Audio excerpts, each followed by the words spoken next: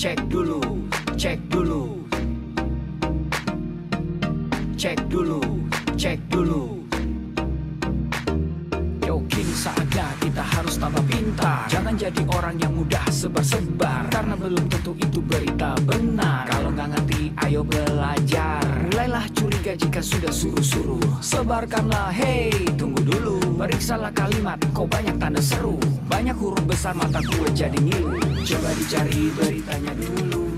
Mendingan begitu daripada keliru. Apa untungnya sebar kabar palsu, daripada nanti kamu yang malu. Cek dulu, daripada nanti kamu yang malu.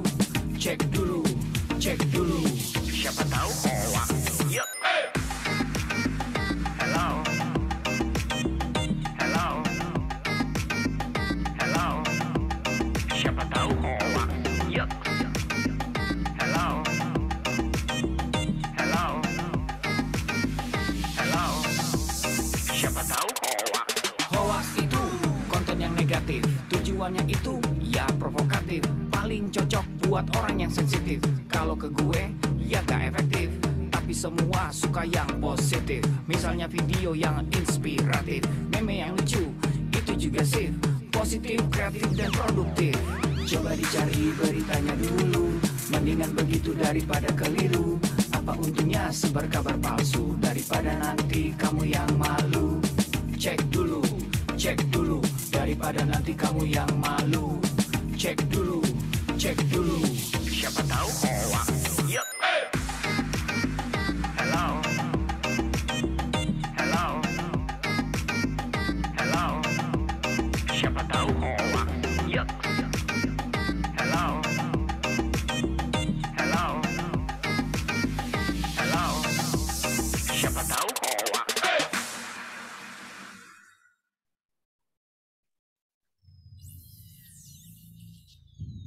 Selamat datang di Indonesia Makin Cakap Digital, langsung dari 34 provinsi, 514 kabupaten kota, diikuti lebih dari 500.000 talenta digital.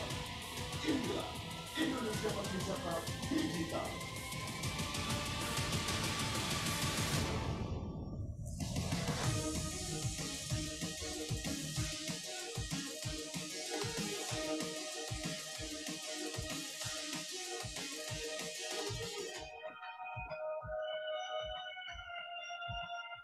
Saya luncurkan program literasi digital nasional hari ini.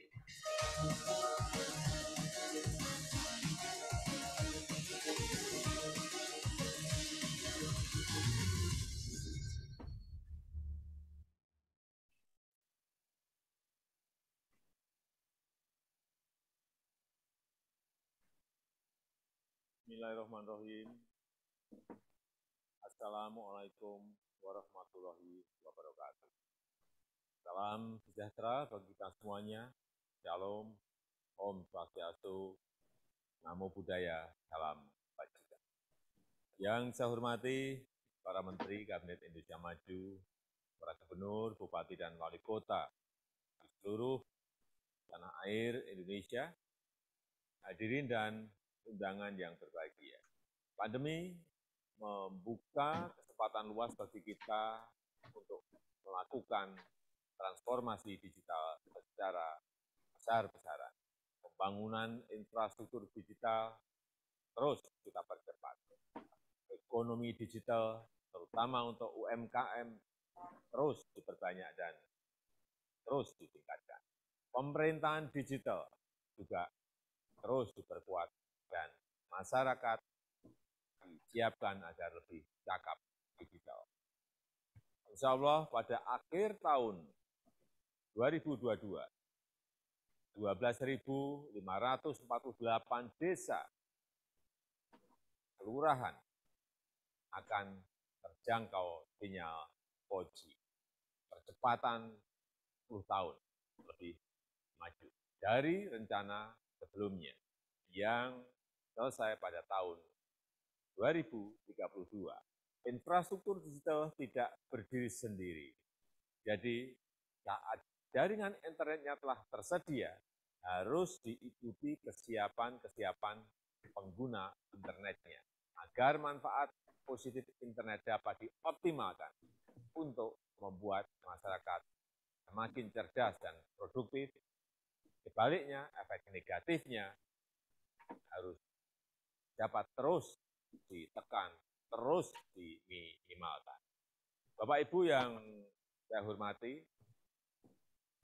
tantangan di ruang digital semakin besar, sangat besar. Konten-konten negatif terus bermunculan. Kejahatan di ruang digital terus meningkat. Hoax, penipuan daring, perjudian, eksploitasi seksual pada anak, perundungan siber, ujaran kebencian, radikalisme berbasis digital perlu terus diwaspadai karena mengancam persatuan dan kesatuan bangsa.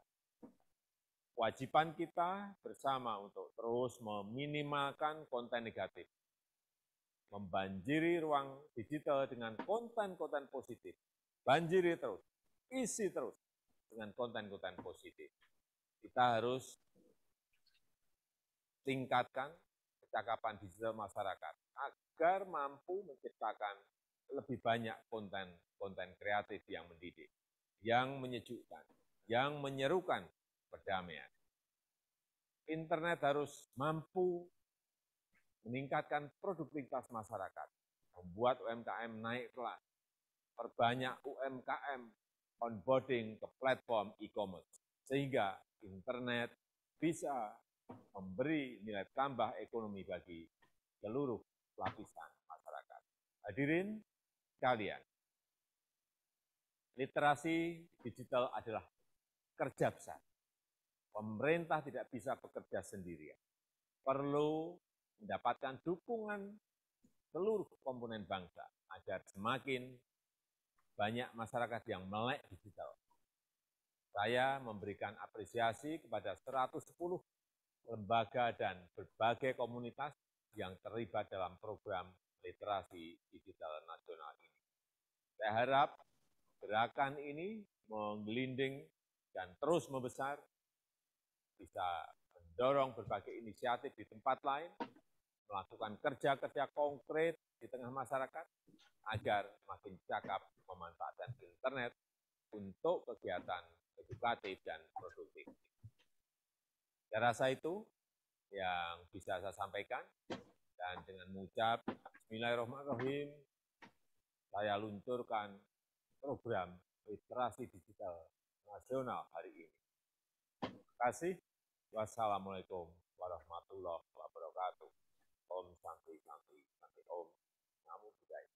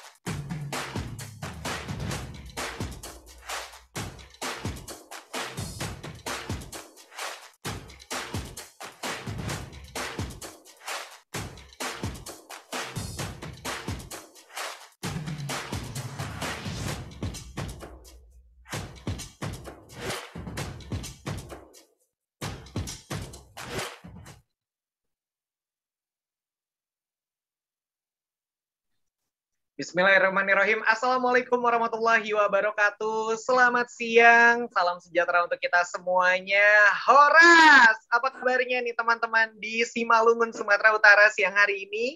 Mudah-mudahan semuanya dalam keadaan sehat ya, sehingga bisa mengikuti acara ini dari awal hingga selesai. Ya tentunya dalam acara literasi digital yang diselenggarakan oleh Kominfo. Untuk hari ini kita berada di Kabupaten Simalungun, Sumatera Utara. Luar biasa sekali nih ya.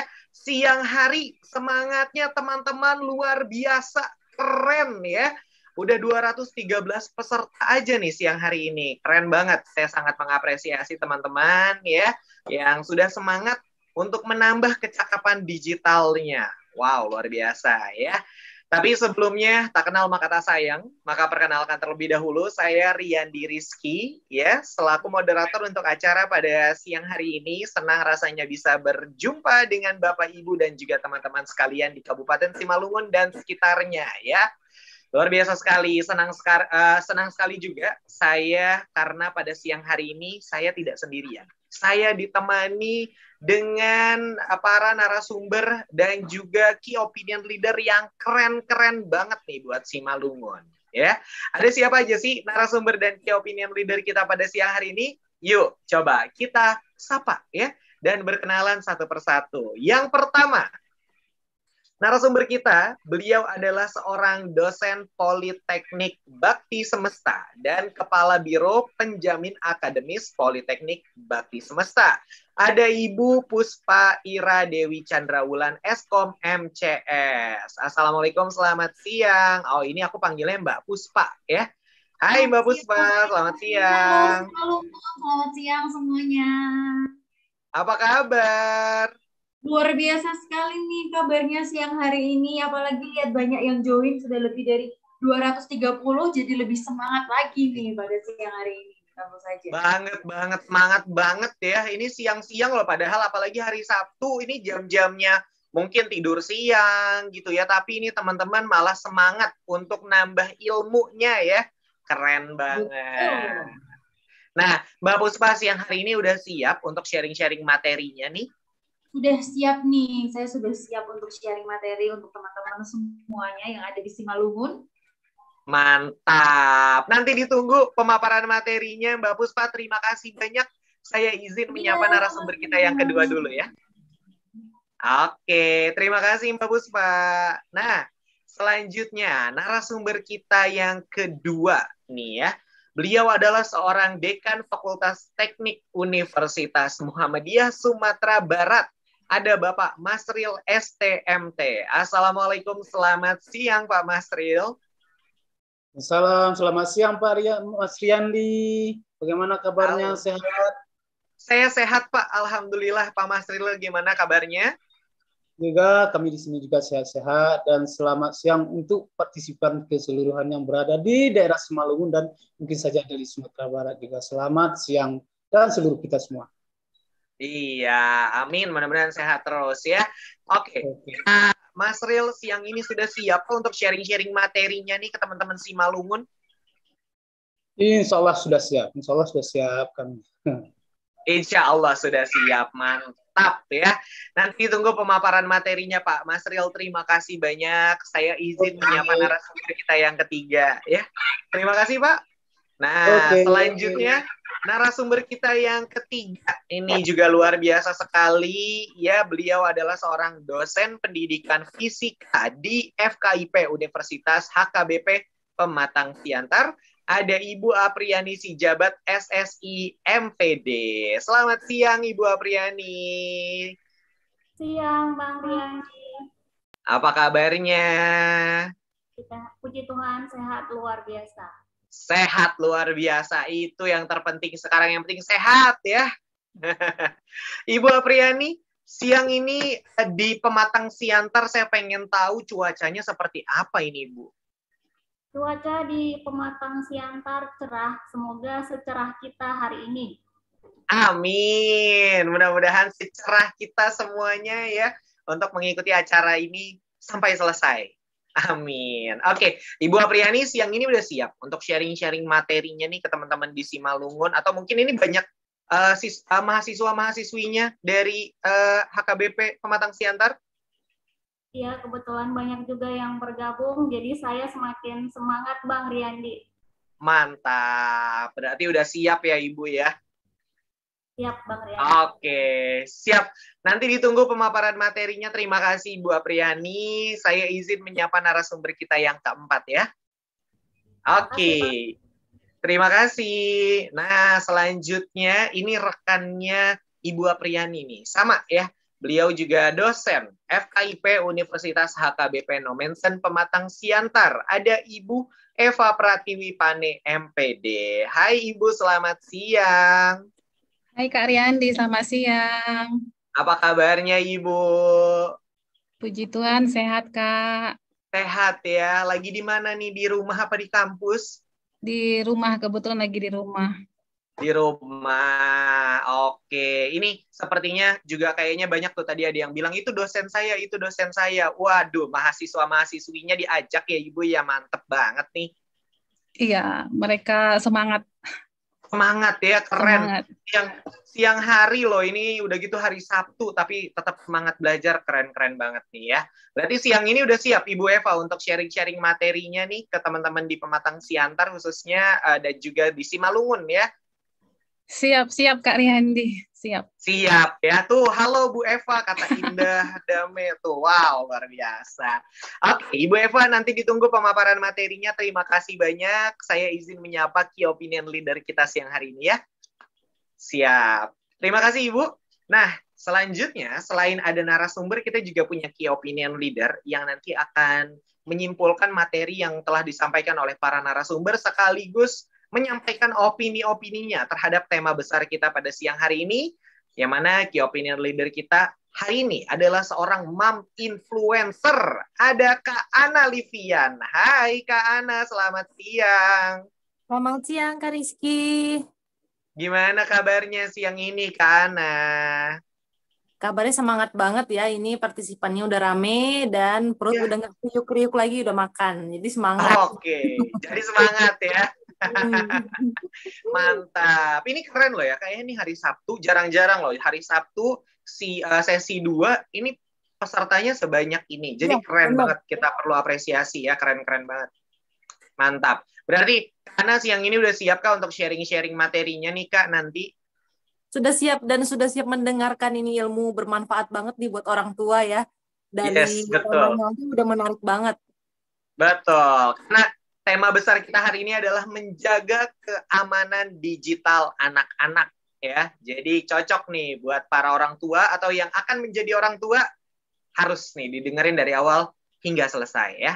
Oke, Ana terima kasih banyak, nanti ditunggu sharing-sharingnya ya Kak. Thank you. Nah, itu dia tadi Bapak Ibu, teman-teman semua ya, para narasumber serta Key Opinion Leader kita pada siang hari ini. Luar biasa ya, keren-keren banget ya. Tapi sebelum kita mulai acara kita pada siang hari ini, saya ingin menjelaskan terlebih dahulu sebenarnya apa sih literasi digital itu.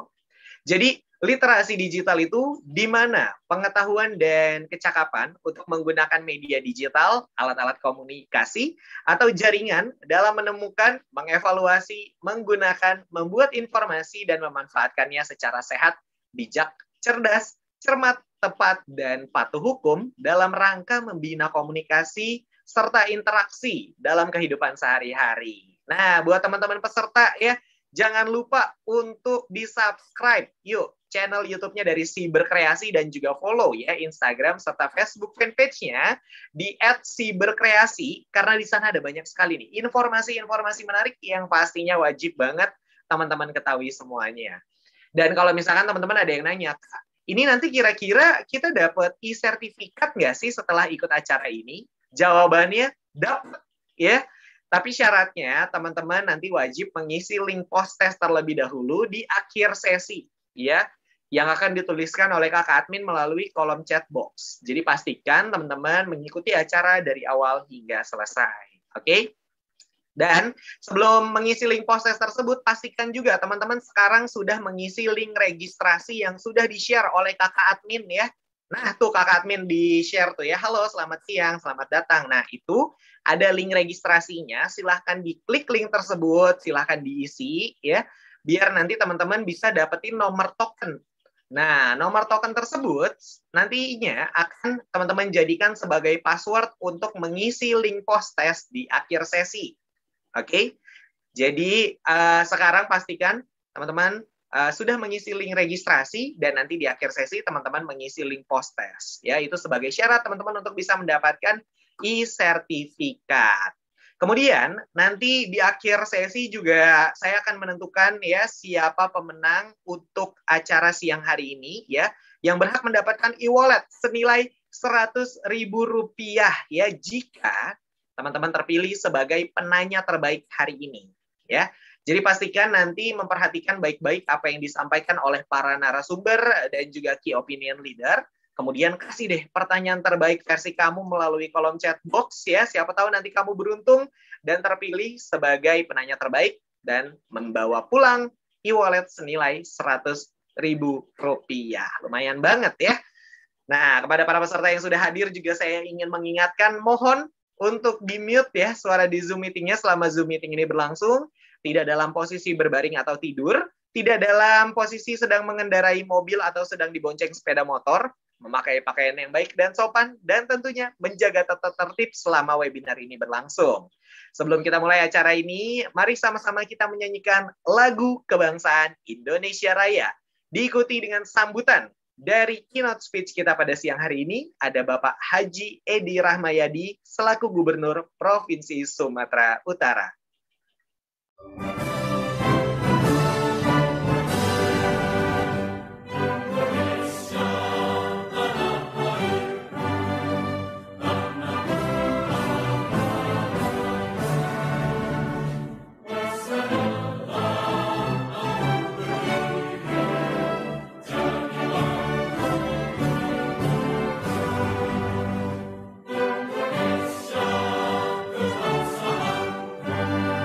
Bangsa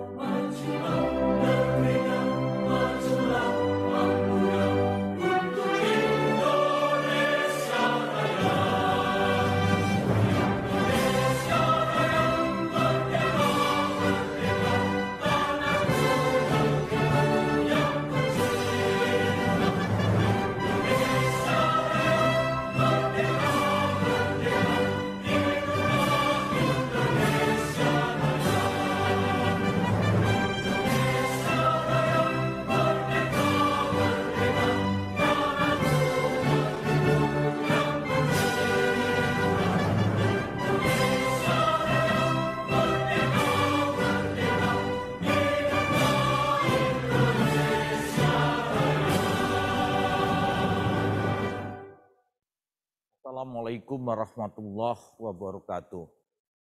Salam sejahtera bagi kita semua. Om Swastiastu, Namo Buddhaya. Salam kebajikan. Yang saya hormati Bapak Menteri Infokom, Bapak Joni Gerat Pelate. Yang saya hormati Direktorat Pemberdayaan Informatika yang saya hormati Direktorat Jenderal Aplikasi Informatika. Yang saya hormati panitia penyelenggara acara webinar literasi digital tingkat nasional dan daerah khususnya. Yang saya hormati para narasumber baik itu dari pusat maupun dari daerah, serta saudara-saudari peserta webinar literasi digital yang berbahagia.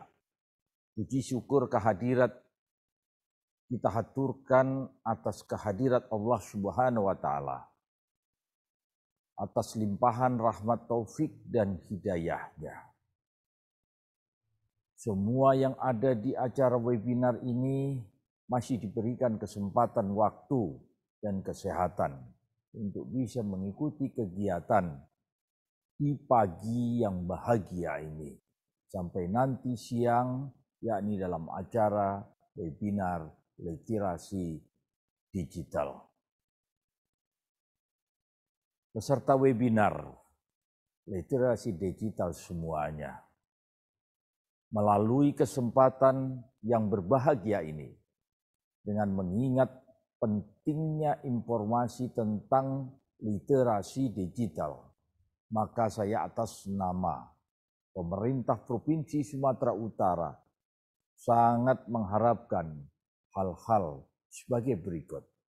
Yang pertama, diharapkan kepada Kementerian Kominfo agar kegiatan ini dapat berlanjut dan menjangkau semua elemen masyarakat. Kedua, agar seluruh masyarakat serta elemen lainnya ikut serta berperan aktif dalam melaksanakan kontrol sosial terhadap penggunaan gadget minimal dimulai dari tingkat yang terkecil seperti keluarga, masyarakat sekitar lingkungan tempat tinggal, dan lainnya. Ketiga, kepada seluruh peserta agar dapat mengikuti kegiatan ini dengan sungguh-sungguh dan dapat berperan aktif. Demikian saya dapat sampaikan, mohon maaf jika saya tidak bisa terus mengikuti acara ini sampai selesai.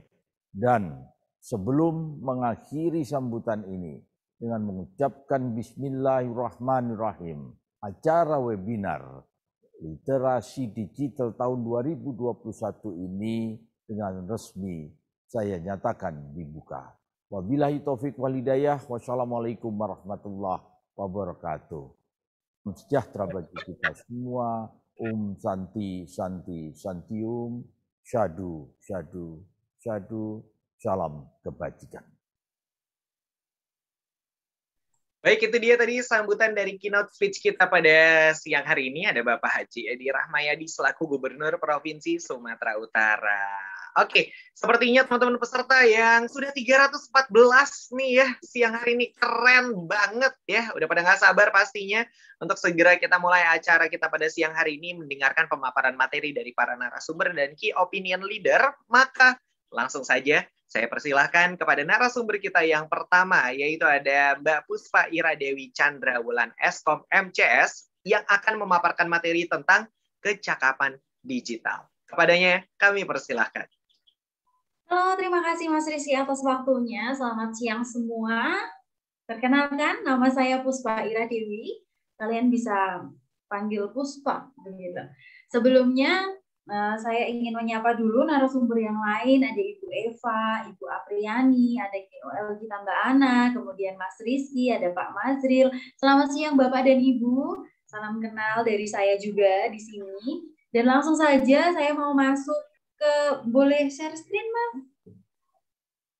Boleh, silakan, silakan.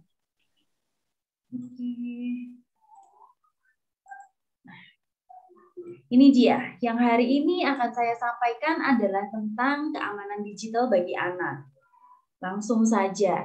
Nih, sebelum kita bilang atau kita bicara tentang anak, sebenarnya itu ada berapa generasi sih yang sudah ada sampai hari ini. Jadi di sini saya paparkan bahwa generasi itu ada beberapa generasi yang harus kita ketahui dan cara untuk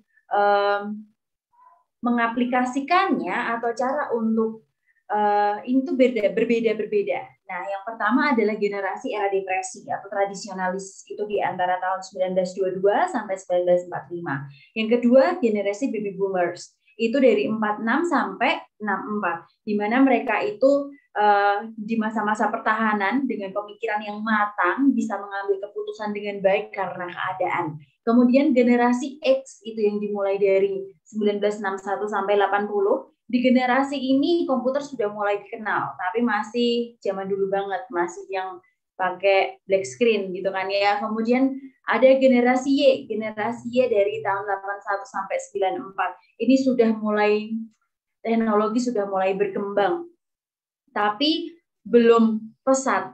Kemudian ada generasi Z 95 sampai 2010. Nah, di sini juga mereka memang sejak lahir sudah berdampingan dengan teknologi, tapi masih yang masih bisa ada main gundu, main apa kalau di Jawa itu ada main gundu, main kelereng itu gundu ya.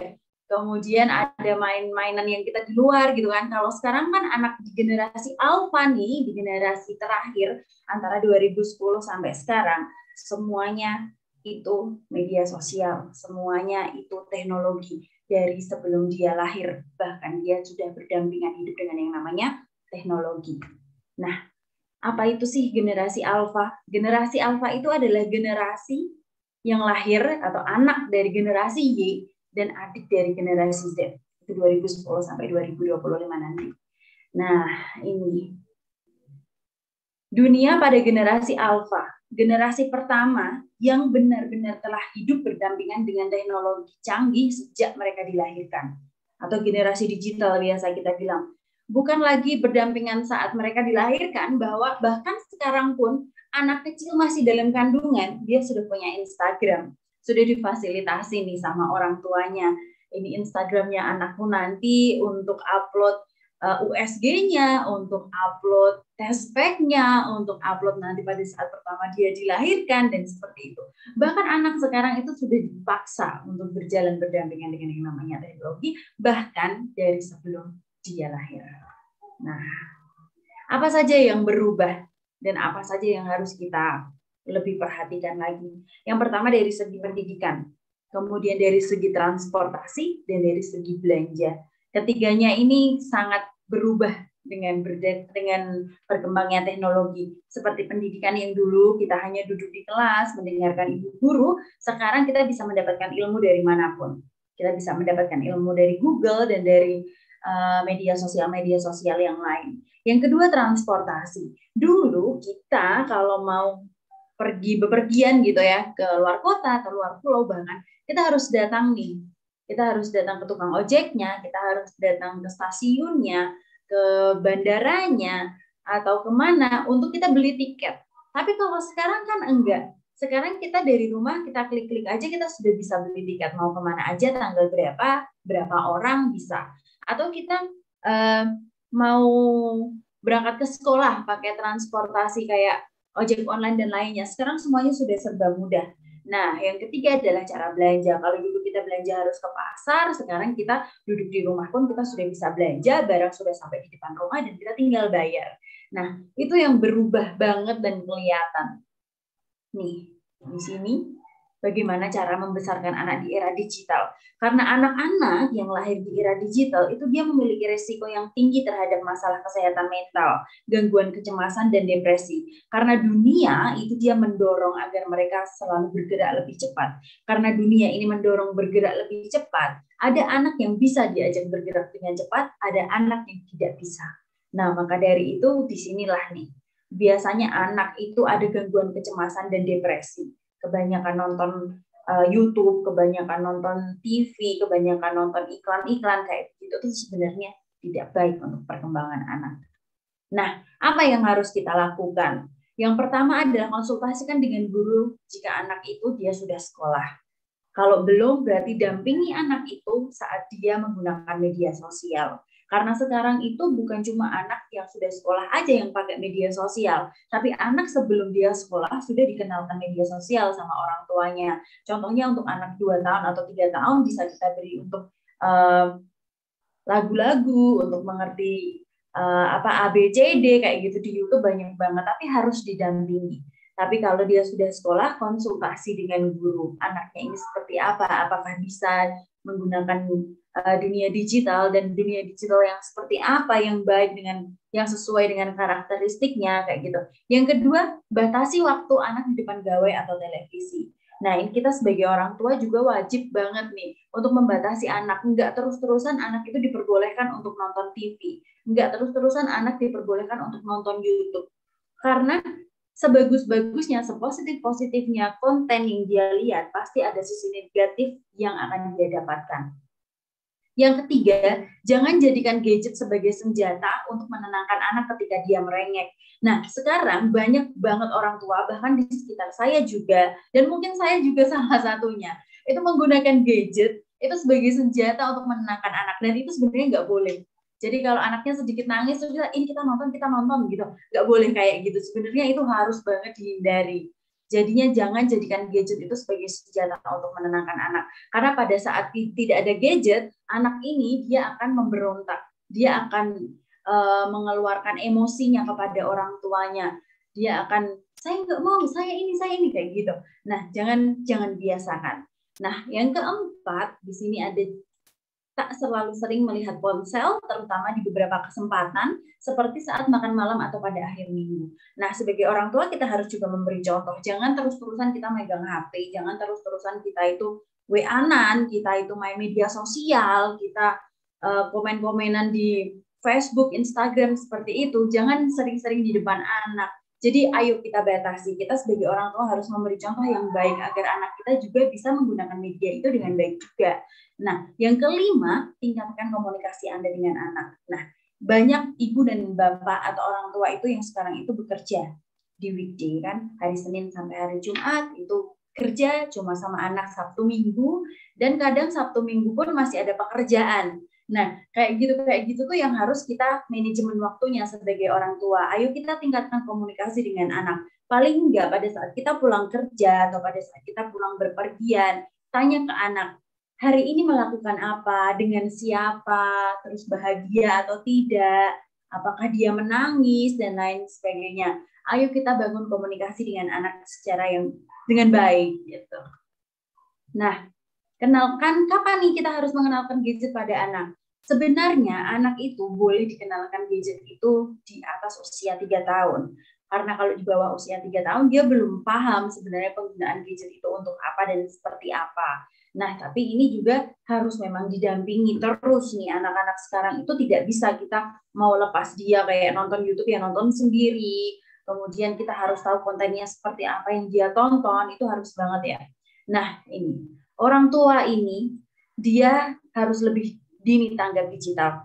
Kalau anaknya ini dia tanggap digital, tapi orang tuanya enggak tanggap digital, orang tuanya malah enggak bisa ini, enggak bisa itu dengan media sosial. Nah, ini tuh seperti bumerang sebenarnya. Karena anak dia bebas untuk mengakses apapun tanpa sepengetahuan orang tuanya. Dan itu resiko tinggi sih menurut saya. Karena orang tua itu dia harus tahu platform mana yang tepat untuk anaknya. Kemudian orang tua harus tahu apa yang mereka lihat.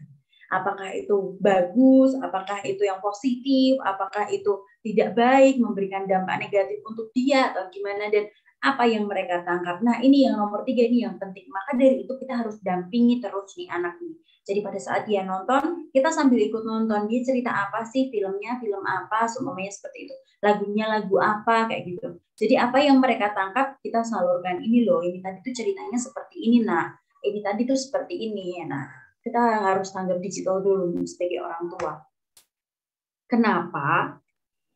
Karena generasi alfa atau generasi sekarang nih, anak-anak yang lahir di generasi alfa, dia itu lebih cerdas, dia lebih kritis, dia suka yang instan, dia banyak menggunakan media sosial dan dia aktif teknologi. Jadi sebagai orang tua kita tidak boleh lalai, kita juga tidak boleh gaptek atau gagap digital. Kita nggak boleh nggak tahu apa-apa tentang media sosial, bagaimana cara ngeblok, bagaimana cara melaporkan situs, bagaimana cara mengamankan data-data anak, kayak gitu orang tua harus tahu, karena itu berbahaya kalau sampai orang tua dia tidak tahu apa yang dilihat anak, apa yang diakses, apa yang diserap, seperti itu.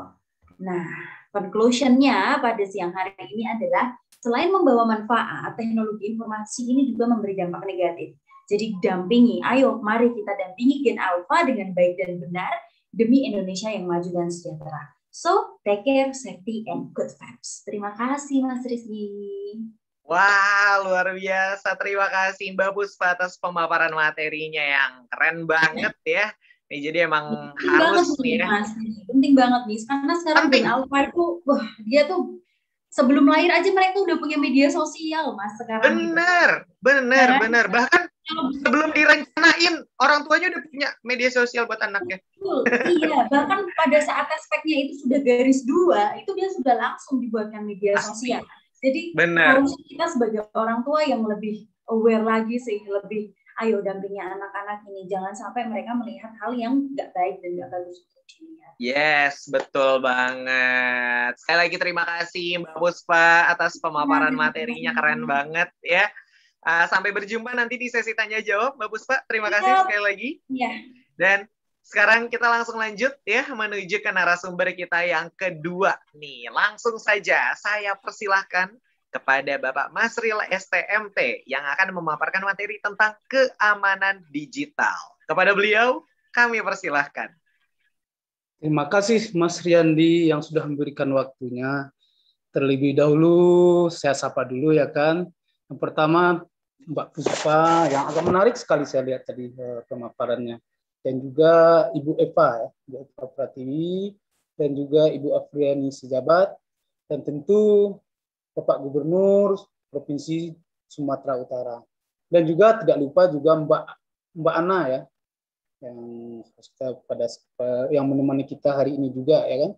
Dan izin saya Mas Riyandi untuk men-share screen materi saya ya kan. Iya, silakan Pak.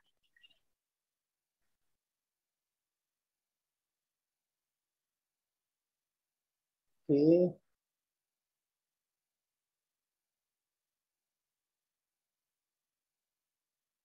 Baiklah. Assalamualaikum warahmatullahi wabarakatuh. Saya akan coba memaparkan mengenai masalah dunia maya dan rekam jejak digital. Jadi ini sangat penting bagi kita, terutama generasi milenial sekarang ini ya kan. Tentu harus kita paham dulu bahwasanya dunia maya itu seperti apa. Bahwasanya kita tahu bahwasanya pengertian dari dunia maya itu adalah merupakan konsep kehidupan kita di media sosial. Jadi komunikasi interaksi melalui jaringan internet. Jadi tentu di dunia maya itu nanti akan terekam. Jadi apa sih yang dimaksud dengan jejak digital? Kalau kita melihat jejak digital itu adalah semua aktiviti yang dilakukan di internet, ya kan? Sebagai contoh misalnya komentar yang ditinggalkan pada Facebook, Twitter, forum, blog, gambar yang dibagikan pada Instagram, dan panggilan Skippy ataupun email yang berpotensi dilihat oleh orang lain ataupun dilacak pada database reputasi dalam catatan nama baik reputasi.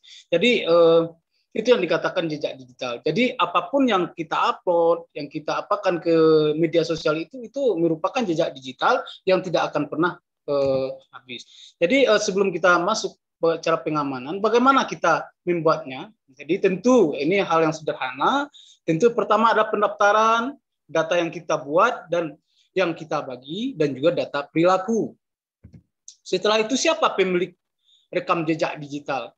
Tentu yang mempunyai pemilik rekam jejak digital itu pertama tentu subjek. Subjek itu pengguna ya kan. Pertama adalah penggunanya, dan kedua ada pemilik perusahaan itu sendiri. Jadi ini kalau apa saja jejak digital ya kan yang bisa ditinggalkan. Nah, jadi ini penting bagi kita untuk pengetahuan kita bahwasanya jejak digital yang sering ditinggalkan pertama itu tentu postingan di media sosial, pencarian kita di Google ya kan, tontonan YouTube, pembelian market ya kan, jalur ojek online, game online, dan apps yang diunduh, musik online yang diputar, situs web yang dikunjungi, dan sebagainya. Jadi ini merupakan suatu jejak digital kita, dan ini terekam, ya, direkam. Jadi ini tentu harapan kita nanti kalau kita memposting itu, ya jangan terlalu royal lah kita memposting, ya kan, karena itu terekam di semuanya, ya kan. Setelah itu apa saja yang diinformasikan atau informasi yang dapat mengidentifikasi diri kita. Bisa saja nama kita. Setelah itu nomor identitas kita, alamat pribadi kita, ya kan. Setelah itu nomor kontak personal, karakteristik, dan juga data biometrik kita, ya kan, atau tanda suara kita, dan juga informasi aset dan properti dan lain-lain sebagainya. Jadi memang kita harus bijak dalam melaksanakan bermedia sosial begitu ya. Agar kita itu jejak digital kita itu, ya kan. Nah, ini jejak digital kita ini bisa kita lihatkan, dan setelah itu pelanggaran verifikasi direkam jejak digital kita itu pada dunia maya itu ada terhadap diri kita, orang lain, swasta, dan negara. Jadi semua mata-mata itu melihat, ya kan, ini mata-mata atau kantong itu bisa melihat kita semua. Jadi jejak apa saja yang dikuasai. Sekarang kan Google lagi mau rambahnya nih, ya kan. Nah, jadi jejak apa saja, ya kan. Yang pertama di Google itu apa yang kamu cari, ya kan. Apa yang kamu cari pasti ada di Google. Website yang kamu kunjungi, video yang kamu tonton, ya kan, iklan yang kamu klik, informasi atau perangkat, alamat IP dan data coki. Jadi setelah itu email yang kamu kirim dan diterima, itu semua terekam di jejak digital kita. Kontak yang kamu tambahkan, agenda dalam kalender, foto, video, file yang diunggah di Google Drive kita. Setelah itu apa yang kita serahkan pada Facebook dan Twitter, ya kan? Yang kita serahkan, yang pertama tentu perilaku daring, foto, tanggal lahir, pekerjaan, pendidikan, email, kontak, tempat tinggal, dan status. Setelah itu strategi, ini strategi pengendalian. Tentu ini harus kita kendalikan, bahwasanya kita kurangi, lindungi, bersembunyi, dan gunakan alternatif. Setelah itu sekali keluar susah untuk dikendalikan. Jadi sekali kita sudah masuk ke dalam sistem itu susah kita keluar. Tentu ini harus kita kendalikan. Jadi untuk jejak untuk peran pemerintah terhadap ini adalah yang pertama,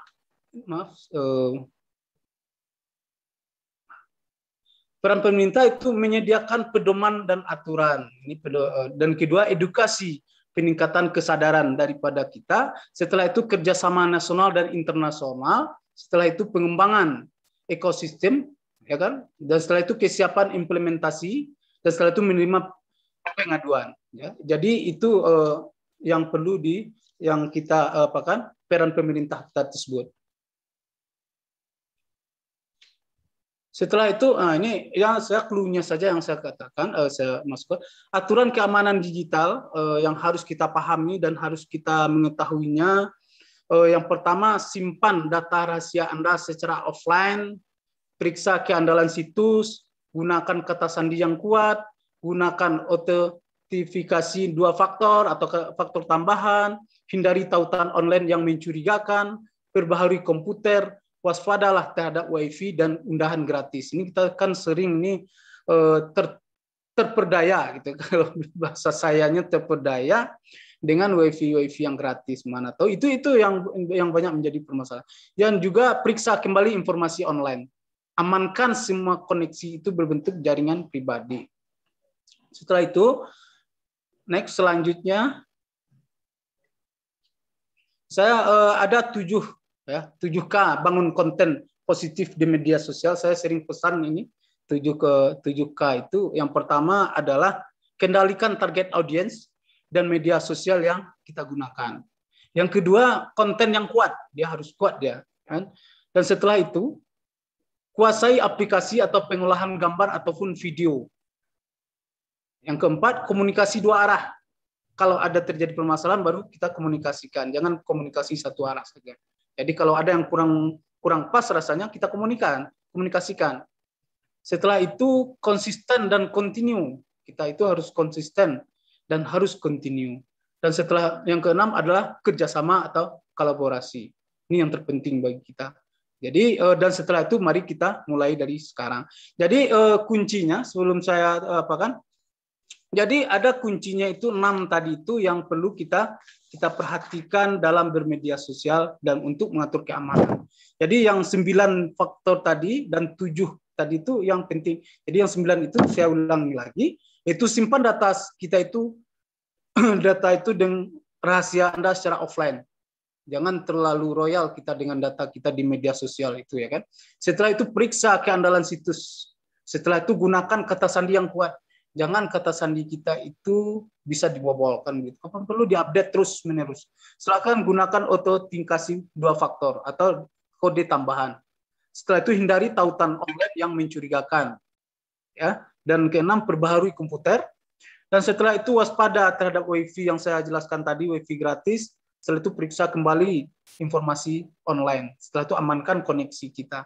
Jadi itu mungkin yang penting bagi kita karena waktunya juga karena saya poin-poinnya saja bagaimana untuk kita itu bisa ya jejak digital kita itu aman dalam kita bermedia sosial. Jadi dalam hal ini dalam materi saya ini mungkin itu saja yang bisa saya apakan, Mas Riyandi dan juga yang para peserta seminar lainnya. Dan mungkin itu saja sudah waktunya mungkin karena waktu memang saya dibatasi cuma 15 menit. Jadi harapan kita semoga dengan acara kita ini ataupun webinar-webinar yang kita ikuti ini bisa bermanfaat bagi kita. Amin. Dan juga keturunan kita nantinya maupun anak-anak kita. Amin. Jadi cerdaslah kita bermedia sosial. Jadi itu harapan kita. Jadi kuncinya itu ada yang saya share ini ada 7 bangun konten positif. Ada 9 untuk menjaga keamanan daripada apa kita namanya jejak digital kita. Jadi ada 7, ada 9 untuk keamanan digital dasar kita atau jejak digital kita. Mungkin itu saja Mas Riyadi dan paparan dari saya dan terima kasih atas waktu yang sudah diberikan dan mungkin kita bisa bertemu di lain waktu lagi. Terima kasih. Wassalamualaikum warahmatullahi wabarakatuh. Waalaikumsalam warahmatullahi wabarakatuh. Terima kasih banyak Bapak Mas Ril atas pemaparan materinya yang luar biasa sekali ya tentang jejak digital, gimana caranya kita melakukan aktivitas yang sehat ya dan bangun konten positif di media sosial itu penting sekali ya. Sekali lagi terima kasih Pak Mas Ril atas ilmunya hari ini. Sama-sama Mas Riyandi. Ya. Siap. Sampai berjumpa nanti di sesi tanya jawab Pak. Terima kasih. Oke, siap. Dan sekarang kita langsung lanjut ya menuju ke narasumber kita yang ketiga. Langsung saja saya persilahkan kepada Ibu Apriani Si Jabat SSI MPD yang akan memaparkan materi tentang budaya digital. Kepada beliau kami persilahkan. Baik, terima kasih kepada moderator ada Abang Riyandi yang sudah mempersilahkan saya untuk membagikan sharing kita pada hari ini. Baik, sebelumnya saya akan coba share screen dulu materinya.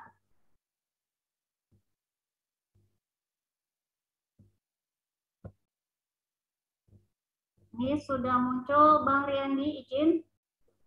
Sudah, Ibu, tinggal di full screen aja.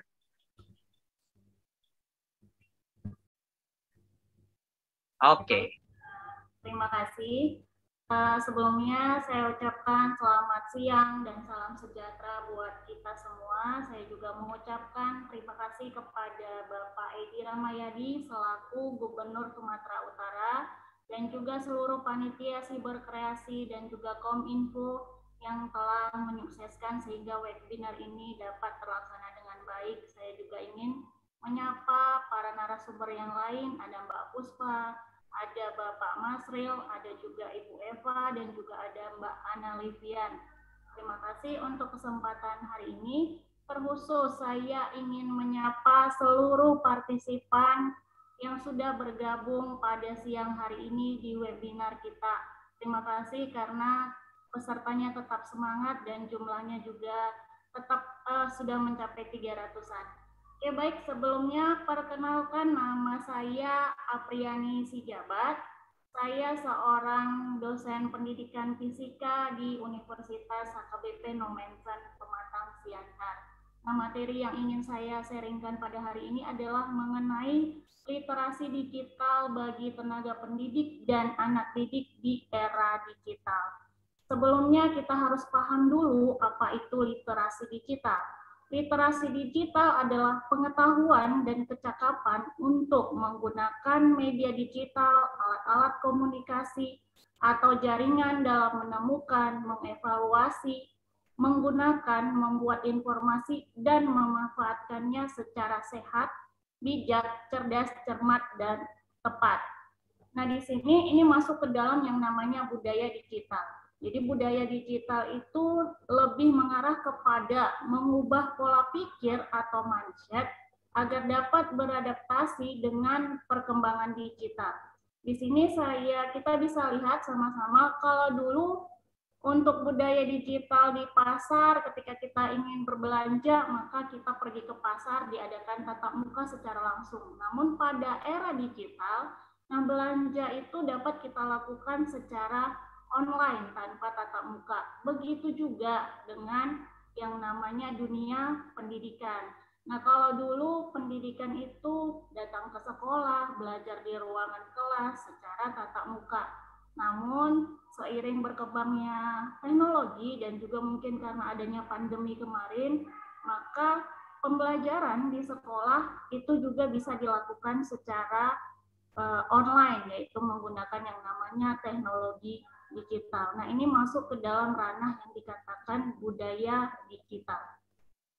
Nah, di sini tenaga pendidik itu merupakan anggota masyarakat yang mengabdikan diri dan diangkat untuk menunjang penyelenggara pendidikan atau berpartisipasi dalam menyelenggarakan pendidikan dengan tugas khusus sebagai profesi pendidik. Jadi profesi pendidik ini bisa menjadi misalnya guru, dosen, dan lain sebagainya.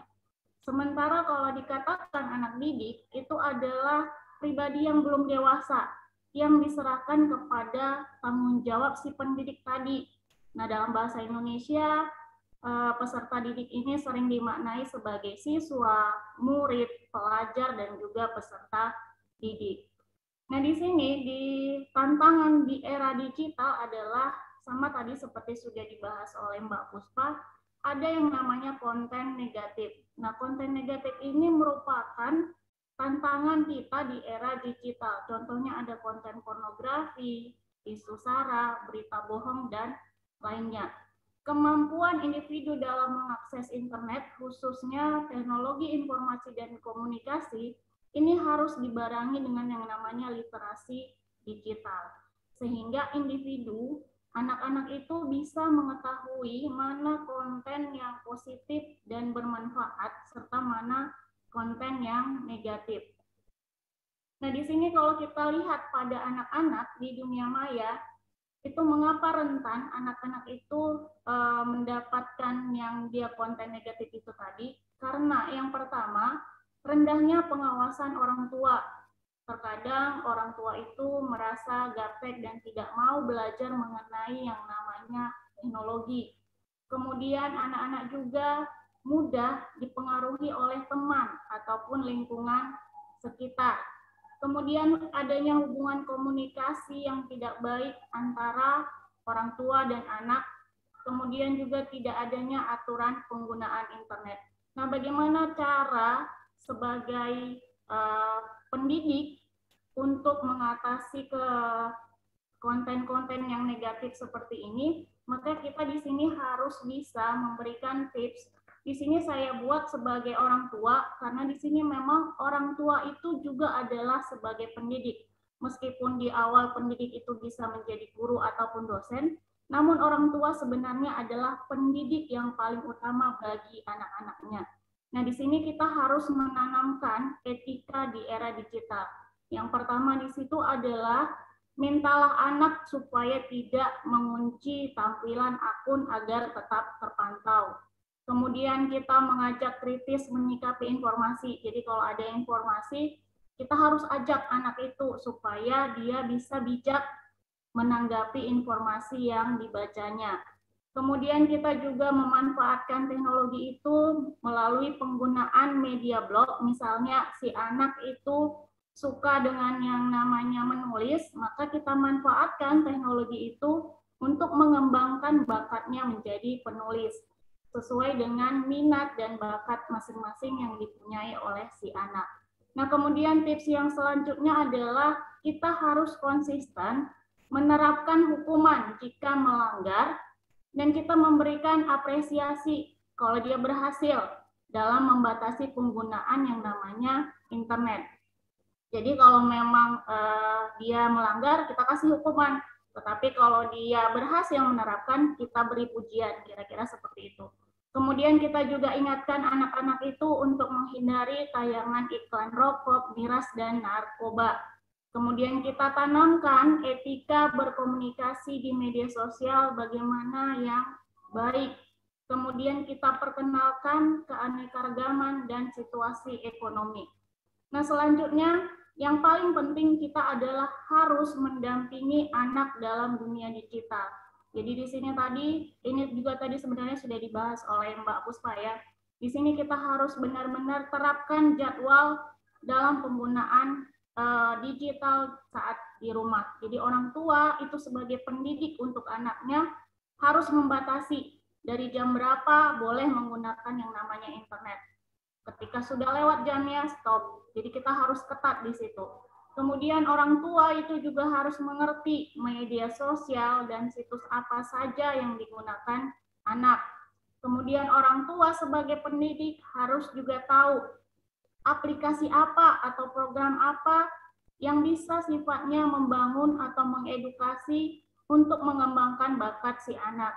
Kemudian usahakan supaya perangkat teknologi digital itu berada di ruang tamu, supaya sebagai orang tua juga bisa mengawasi apa yang dibuka oleh si anak.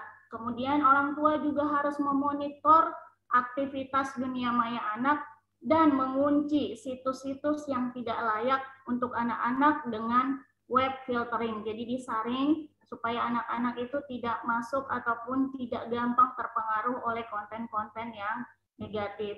Nah, yang terakhir itu adalah kita harus mampu mengajak anak beraktivitas dan bermain langsung untuk meningkatkan interaksi. Jadi biar bagaimanapun interaksi langsung dengan si anak itu sangat diperlukan. Nah, jadi sebagai penutup, di sini kita harus mendidik anak-anak kita supaya mereka bisa meraih masa depan yang mereka inginkan. Kita mungkin tidak akan melihat masa depan tersebut, tetapi mereka akan melihatnya, dan tugas kita adalah membantu mereka untuk berbuat sesuatu akan masa depan itu.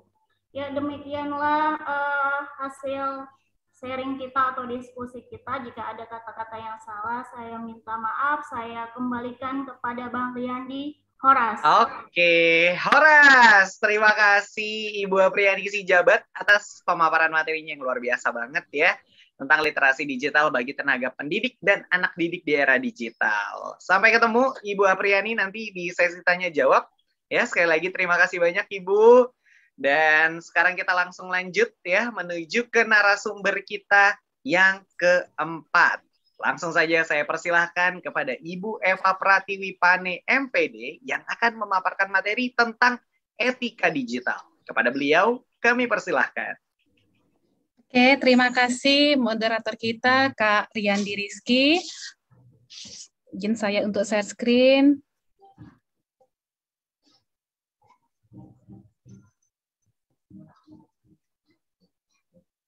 Sudah nampak, Kak?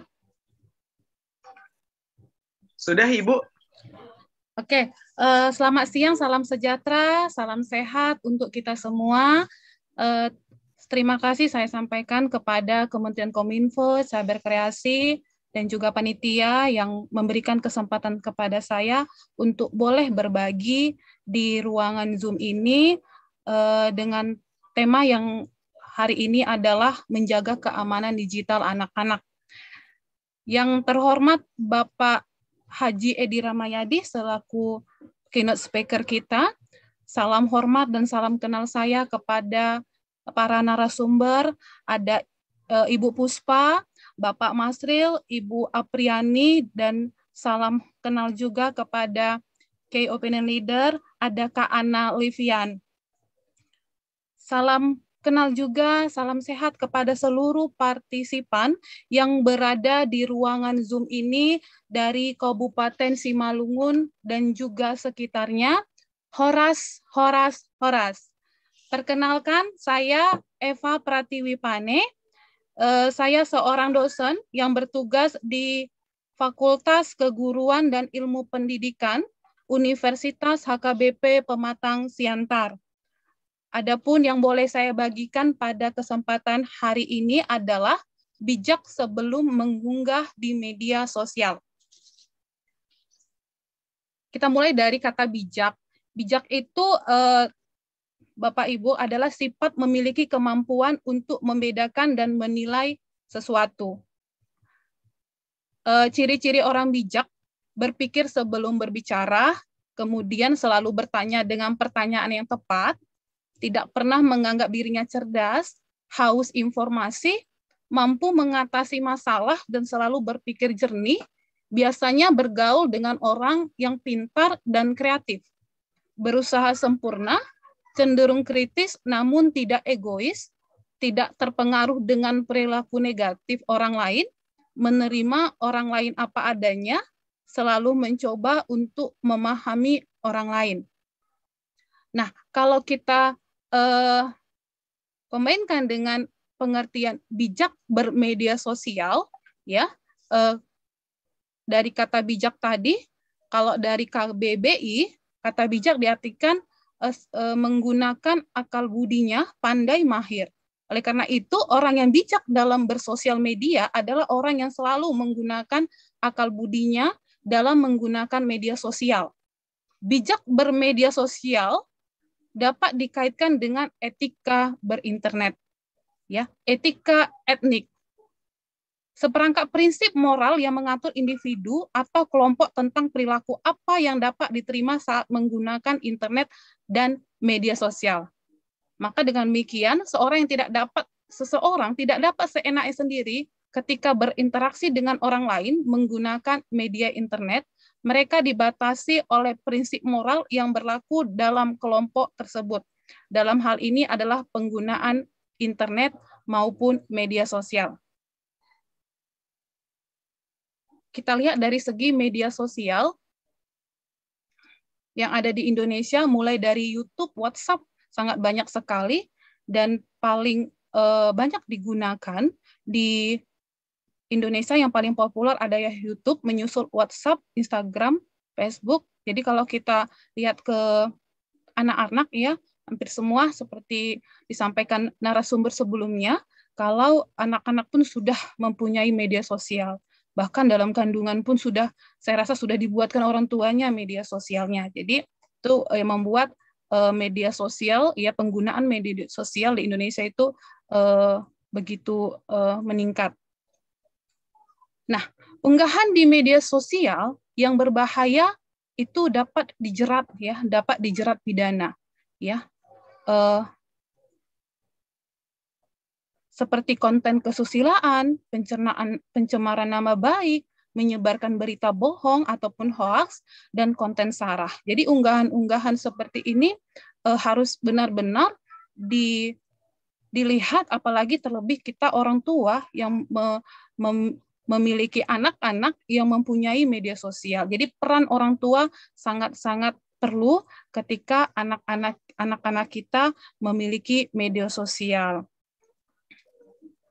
Ini beberapa contoh kasus unggahan yang berakibat fatal, ya, seperti ya, fatalnya apa? Ketika usai postingan tersebut Gilang, ya, kemudian di PHK oleh kantornya tempat bekerjanya, ya. Kemudian Dr. Louis, ya, Dr. Louis yang mengatakan kalau dia tidak percaya dengan COVID, ya, maka dia dikenakan juga sanksi sosial maupun pidananya. Kemudian ini juga, ya, akibat-akibat fatalnya suami bunuh istri karena ubah status pernikahan di Facebook. Bahkan untuk mengubah status pun terjadi tindak pidana ataupun pembunuhan antara suami istri. Teman-teman, tips bermain di media sosial dengan bijak dan tepat, ya, sebelum ditegur polisi virtual, ya. Yang pertama kita adalah ingat ting sebelum mengunggah. Apa aja itu? Yang pertama, true. Apakah konten atau komen yang kita unggah di media sosial sesuai fakta atau justru hoax? Kemudian helpful. Apakah konten atau komen yang kita unggah di media sosial akan bermanfaat bagi orang lain atau justru melukai orang lain? Kemudian information. Apakah informasi yang kita unggah bisa dipertanggungjawabkan? Kemudian needed. Apakah konten yang kita unggah adalah sesuatu yang bisa membantu orang lain? Dan terakhir, kind. Apakah konten yang kita unggah sudah bijak dan sopan atau justru kasar? Jadi sebelum kita mengunggah, kita ingat ting ini. Sebelum ketika kita mengetik, apakah ini layak aku unggah? Kita lihat poin-poin dari ting ini. Nah, yang kedua, jangan oversharing. Ya, oversharing membagikan hal pribadi secara berlebihan juga menjadi hal yang harus dihindari. Jangan sharing hal-hal pribadi ke media sosial, misalnya mengunggah KTP, nomor tiket penerbangan, ataupun sertifikat vaksin. Kita juga harus hati-hati terhadap unggahan stories di Instagram. Tidak setiap kegiatan harus kita update di media sosial, karena dapat dimanfaatkan oleh oknum yang tidak bertanggung jawab, maka pilihlah dengan bijak hal-hal yang pantas untuk dibagikan dan menjadi konsumsi publik. Yang ketiga, ingat jejak digital itu ada. Kita harus bijak dan berpikir ulang ketika ingin mengunggah suatu hal di media sosial. Misalnya sebuah foto yang terlalu seksi atau komentar yang rasis. Walaupun kita telah menghapus unggahan tersebut, tapi jejak digital dapat dicari lagi. Misalnya sudah ada yang men-screenshot, ya, itu akan terekam dan boleh disebarkan kembali. Keempat, follow akun yang tepat. Tanpa disadari, teman-teman, pola pikir dapat terpengaruh oleh lingkungan, orang-orang sekitar, bahkan akun media sosial yang kita ikuti. Mungkin kita jarang menyadari, tapi memfollow akun yang selalu bergosip bisa membuat kita jadi ikutan suka gosip. Jadi follow akun yang tepat. Kemudian yang kelima, jaga etika. Dalam bersosialisasi tentunya kita harus selalu memperhatikan etika, termasuk bersosialisasi melalui media sosial. Citra diri akan dikaitkan dengan apa yang kita bagikan dan apa yang kita tulis. Jadi tetap jaga etika kita sebaik mungkin. Berikutnya, yang keenam, cantumkan sumber konten. Ya, jangan lupa untuk selalu mencantumkan sumber atas konten yang kita bagikan, apabila itu merupakan hasil karya orang lain. Kita bisa dituduh plagiat ataupun mencuri konten orang lain jika memposting gambar atau video tanpa menyebutkan sumber aslinya. Yang ketujuh, sarana pengembangan diri. Ya, jadikan media sosial sebagai sarana bagi kita untuk mengembangkan diri. Kita dapat membagikan hasil karya, ilmu, maupun pandangan terhadap suatu hal. Kita juga bisa menimba ilmu melalui media sosial dengan mengikuti kelas online maupun memfollow akun yang membawa dampak positif bagi pengembangan diri kita. Nah, ada beberapa etika menulis di internet, ya. Yang pertama, tidak mengandung sara dan hal-hal pornografi, tidak merugikan banyak orang, sopan dalam penulisannya, tidak membajak atau memanipulasi karya orang lain tanpa izin, tata bahasa harus benar, biasakan untuk mencantumkan sumber yang kita baca. Jika tulisan berupa berita, harus faktual, tidak hanya mengarang tanpa bukti. Kemudian terakhir menggunakan ejaan yang disempurnakan, yang benar pastinya. Nah, prinsip orang bijak, teman-teman, pengetahuan literasi digital yang baik juga perlu didukung kerangka internet yang sehat, sehingga apa yang hendak dikomunikasikan dapat terwujud dan sesuai dengan etika berkomunikasi secara digital. Ya, harapannya penggunaan literasi digital yang sehat mampu menumbuhkan kreativitas pengguna internet yang sehat, sehingga mampu memberikan pendidikan internet sehat kepada generasi-generasi muda bangsa yang mampu meningkatkan harkat martabat bangsa.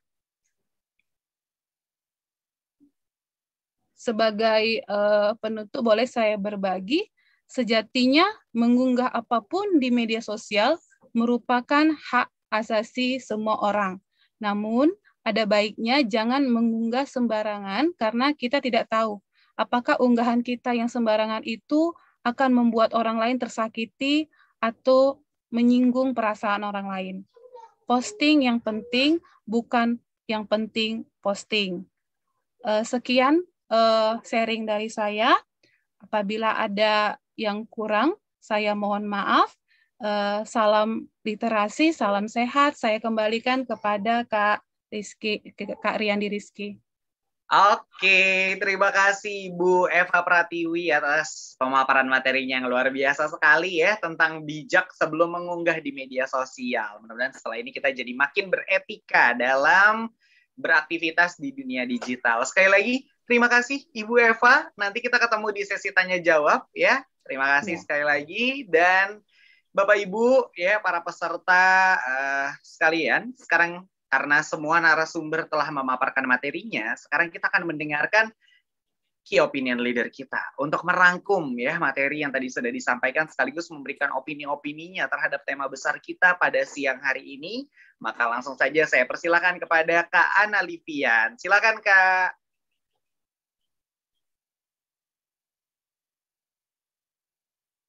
Boleh di-unmute dulu Kak? Oh iya. Terima kasih Kak Rizky. Selamat siang menjelang sore. Assalamualaikum warahmatullahi wabarakatuh. Pertama-tama perkenalkan terlebih dahulu, nama saya Ana Livian. Saya di sini sebagai key opinion leader untuk acara kita yang luar biasa, hebat sekali hari ini ya. Kita semua masih semangat banget sampai jam segini, padahal ini jam-jam rawan ya kalau kata Kak Rizky tadi, tapi semangat belajarnya tinggi banget. Ini partisipannya udah 356 loh. Tepuk tangan deh buat partisipannya. Semoga kita makin terampil lagi ke depannya, makin cakap digital lagi ya. Kita semangat terus belajarnya.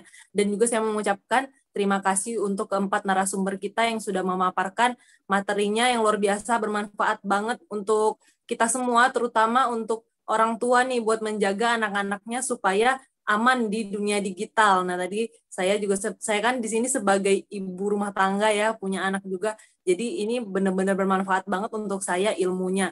Dan buat kita yang udah ngedengerin nih materi hari ini, jangan cuma didengerin doang, kita aplikasikan di kehidupan kita sehari-hari dan kita sebarkan ke orang-orang terdekat kita ya, daripada nyebarin hoax. Ini lebih bermanfaat. Kita nyebarin ilmu yang sudah dibagikan secara gratis oleh narasumber kita. Oke, jadi saya langsung aja ya bahas tema hari ini itu menjaga keamanan digital anak-anak. Nah, jadi karakter tiap generasi itu berubah terus ya setiap tahunnya. Nah, kalau generasi sekarang ini namanya generasi Alpha. Nah, ini generasi Alpha ini udah pasti pakai sosial media nih. Buat teman-teman semua yang pada pakai sosial media, buat ibu-ibu muda, boleh nih kita saling berteman. Ini @Livian_official Instagram saya, dan kemudian ini ada YouTube channel saya, Baby Tamajurni, isinya itu resep-resep makanan anak, buat ibu-ibu yang mau cari-cari resep-resep makanan buat anak-anak di rumah, ada snack, dan juga menu makanan utama makanan pendamping ASI. Nah, di situ saya berbagi resep dan juga ada produk review bayi, terus juga permainan edukasi anak. Terus juga yang terakhir ini Desain Parent ini adalah aplikasi parenting nomor 1 se-Asia Tenggara. Di situ saya sebagai influencernya. Oke, baik, cukup untuk perkenalannya.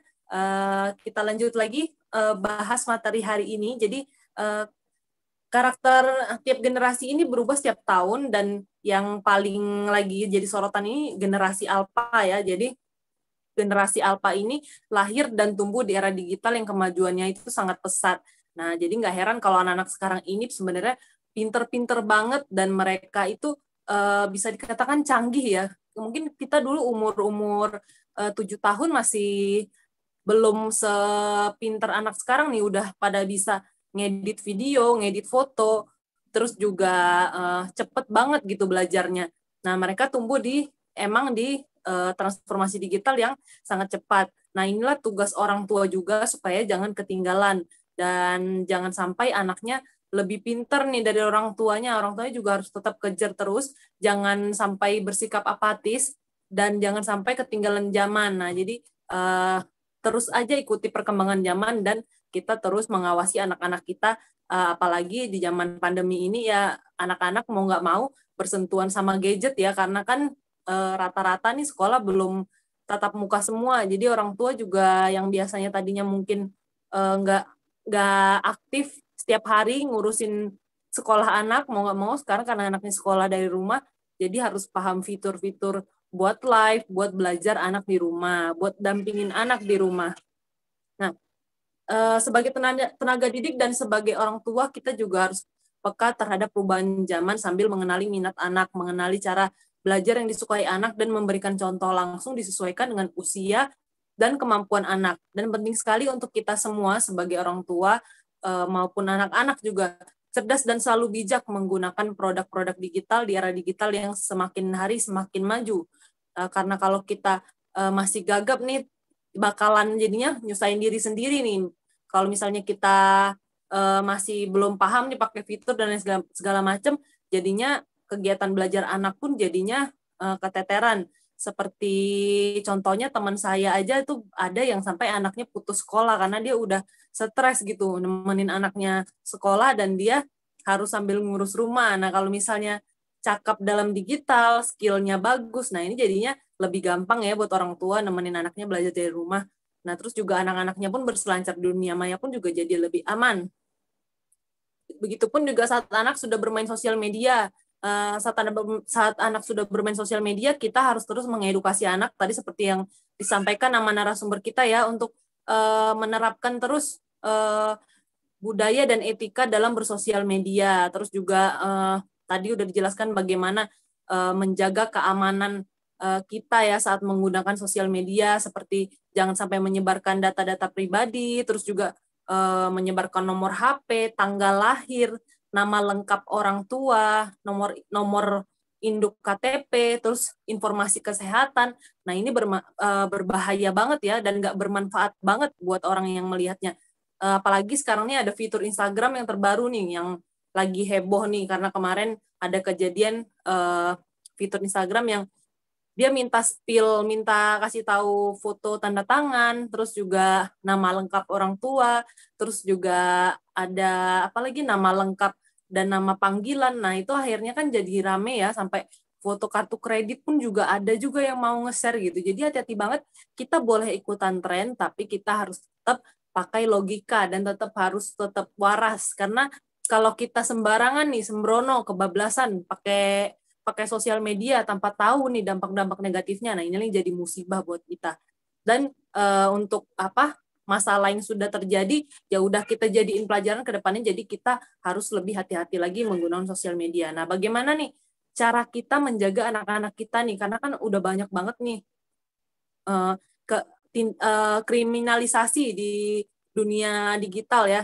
Nah, saat ini orang tua bisa dari awal anak pegang gadget itu bikin aturan. Jadi kita emang harus tegas ya sebagai orang tua, bikin aturan dan bikin batasan. Tetap awasi anak saat mulai megang gadget.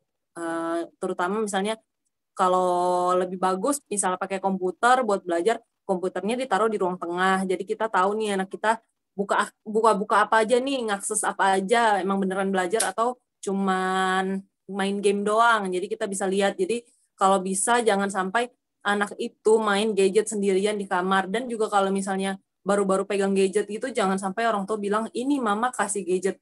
Nah, jadi kalau misalnya kita udah ngomong kita kasih, dan dia merasa itu hak dia, nah itu bakalan susah dilarang. Nanti kalau anaknya sudah kecanduan main gadget, orang tuanya ngerepot sendiri. Jadi kalau misalnya anak mau butuh gadget emang buat belajar, dipinjamkan ngomongnya. Jadi gadget itu akan dikembalikan dan sudah ada aturan waktu pemakaiannya gitu. Jadi emang harus pinter-pinter orang tua untuk tegas sama anaknya. Terus juga misalnya orang tuanya sibuk gimana nih, karena beberapa webinar ada di kolom chat pada nanya juga, kalau misalnya saya kerja gimana anak saya di rumah yang pegang gadget. Nah, kita bisa kok tetap mengawasi anak kita supaya tetap aman bermain gadget itu dari fitur atau aplikasi parental control. Parental control ini bisa di-download di Android ataupun di iPhone. Jadi buat ibu-ibu, bapak-bapak yang pada kerja masih pengen tetap ngawasin anaknya pun bisa dari jauh. Bahkan matiin HP anaknya dari jauh pun bisa. Jadi beberapa fungsi dari parental control ini bisa mengatur batasan waktu penggunaan gadget. Nah, jadi kalau anaknya beneran belajar, kita tahu nih, belajarnya 2 jam, tapi kok kita bisa ngecek nih, kok sampai 6 jam nih aktif gadgetnya, ngapain aja. Nah, itu kita bisa melihat di situ dan kita bisa matiin dari jarak jauh. Terus kita bisa membatasi akses website anak. Nah, jadi nggak sesuai sama usianya, nggak pantas dia tonton, kita bisa batasi, bisa kita blok websitenya. Terus juga bisa memblokir aplikasi yang tidak sesuai juga dengan usianya. Nah, terus juga membatasi dengan siapa anak mengobrol secara online. Kadang-kadang kan anak-anak ini ngobrol sama siapa aja nih, kita belum tentu kenal sama temennya, atau bahkan dia belum ketemu sama temennya. Karena anak-anak ini kan juga masih dalam proses belajar ya. Jadi kadang-kadang dia mungkin ketemu teman di sosial media, asik nih diajak ngobrol, ternyata jadi temen, ternyata kita nggak tahu nih kalau temen ini punya niatan lain, atau mungkin dia pakai bahasa-bahasa kasar. Nah, itu bisa menularkan ke anak-anak kita juga. Jadi kita bisa lihat nih, dia ngobrol sama siapa aja di sosial media. Terus juga bisa menyembunyikan dan menyaring website yang mengandung kata-kata kotor. Nah, jadi fitur parental control ini lengkap banget ya, sampai dia bisa menyaring kata-kata kotor, dan juga bisa mengetahui aktivitas online anak seperti website yang sudah dikunjungi anak, dan juga aktivitasnya di media sosial. Bahkan beberapa aplikasi parental control itu bisa melacak lokasi anak. Nah, jadi kalau anaknya bawa gadget nih ke sekolah, kita bisa tahu anak ini kemana aja gitu. Jadi penting banget ya buat orang tua buat mengawasi terus anak-anak, karena di zaman sekarang ini anak-anak apalagi kalau udah kepapar pornografi nih ya, pornografi ini bikin kecanduan dan juga bisa merusak mental dan sosial anak. Nah, ini sampai merusak otak juga. Saya berapa kali ikut webinar nih, beberapa dokter yang jadi narasumber mengatakan kalau pornografi ini bisa merusak otak anak. Nah, ini bahaya banget, apalagi kalau sudah kecanduan. Jadi kita jaga banget anak-anak kita supaya terjauhkan dari hal-hal negatif dari dunia digital. Memang dunia digital ini banyak sekali anugerahnya kalau kita bisa ambil. Tapi kalau misalnya kita kebablasan nih makainya dan kita nggak hati-hati, nah inilah yang akan jadi musibah dan merepotkan kita di hari ke depannya. Jadi mulai terapkan terus budaya etika kita. Kita kan pakai, misalnya orang tua zaman sekarang nih nggak mungkin sih nggak pakai sosial media, pasti pada pakai sosial media. Jadi kalau anak-anaknya pakai sosial media, kita berteman sama anak kita di sosial media, kita kasih lihat ke anak kita bagaimana sih cara bersosial media yang baik. Jadi anak-anak itu pun nyontoh, karena anak-anak ini kan tipikal anak ini pasti nyontoh ke orang tua. Anak ini mengkopi orang tua. Kalau orang tuanya sendiri suka nyebarin hoax, jadi jangan heran kalau anaknya suka nyebarin hoax. Tapi kalau orang tuanya berperilaku baik di sosial media, menyebarkan energi positif, terus juga konten-konten yang baik, konten-konten yang positif, anaknya pun juga ngikut juga. Jadi buat orang tua juga jangan biasain main gadget juga sambil makan, sambil ngapain juga pegang gadget, sambil ke WC pegang gadget, sambil tidur pegang gadget, anaknya dicuekin, nggak diajakin ngobrol. Nah, ini juga penting banget komunikasi secara langsung sama anak. Kalaupun kita kerja di luar, misalnya pulang ke rumah, jangan pegang gadget lagi, tinggalin dulu gadgetnya, temenin dulu anaknya, ngobrol dulu, seharian ngapain aja kamu, ditanya. Jadi kalau anak sama orang tua sudah terbuka, jadi sahabat, nah itu enak banget. Kalau anaknya ada masalah pun dia curhatnya sama orang tua, bukan di sosial media. Nah, jadi itu aja sih yang bisa saya sampaikan ya, sebagai orang tua, semoga bermanfaat untuk kita semua. Dan kesimpulan terakhir dari saya, dengan berdampingan bersama dengan tenaga didik juga, peranan orang tua dan keluarga di rumah itu sangatlah penting untuk kecerdasan dan keamanan anak-anak di dunia digital saat menggunakan produk-produk digital. Akhir kata, sehat selalu untuk kita semua. Salam literasi digital. Kembali Kak Rizky. Salam literasi digital. Terima kasih Kak Ana atas opininya ya terhadap tema besar kita hari ini. Luar biasa sekali, apalagi ini sudut pandangnya pas ya, seorang ibu juga, jadi tahu apa keresahannya dan tahu apa yang harus dilakukan ya. Luar biasa sekali Kak Ana Livian, terima kasih banyak ya. Ketemu lagi nanti kita di sesi tanya jawab. Terima kasih. Dan teman-teman, ya karena semua narasumber serta key opinion leader kita telah memaparkan materinya masing-masing, itu artinya sekarang kita akan masuk ke sesi tanya jawab, ya, di mana nanti saya akan membacakan masing-masing satu buah pertanyaan bagi setiap narasumber dan key opinion leader, yang mana pertanyaannya ini berasal dari teman-teman juga, ya, yang tadi sudah menuliskan pertanyaannya melalui kolom chat box, dan sudah dipilih nih mana pertanyaan-pertanyaan terbaik oleh kakak admin, dan pertanyaannya sudah ada di tangan saya.